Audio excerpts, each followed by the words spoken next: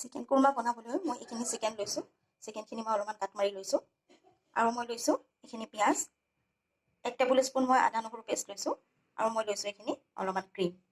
আপোনালোকে ক্ৰীমৰ বদলি টেঙা দৈ বা মিঠা দৈও ল'ব পাৰে।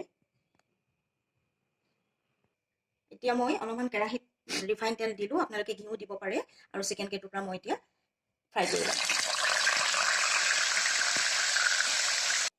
চিকেন ভাজা হৈ গ'ল। এতিয়া ইয়াতে মই ক্ৰীমখিনি দি 1 ঘণ্টা চিকেনখিনি মেৰিনেট কৰি থ'ম।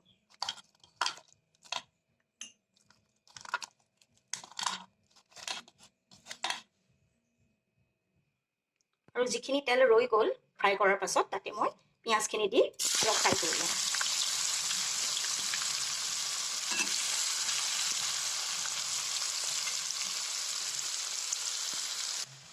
পিঁয়াজখিনি কোমল হৈ আহিলে এতিয়া মই আদা নহৰু পেষ্টখিনি দি অলপমান ফ্ৰাই কৰিম। আৰু ইয়াৰ পাছতে মই চিকেনখিনি দি দিম। আদা নহৰু কেঁচা গোন্ধটো গ'ল। এতিয়া মই চিকেনখিনি দি দিম।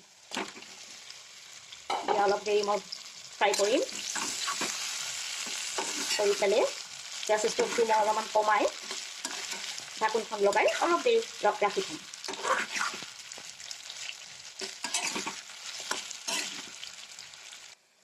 চিকেন ফ্ৰাই কৰা প্ৰায় হৈ গৈছে আৰু ইয়াতে মই এতিয়া অলপমান আন্দাজমতে পানী দিম আৰু মাংসটো নিসিজালৈকে মই ঢাকোনখন লগাই গেছটো কমাই পেলাই থৈ দিম।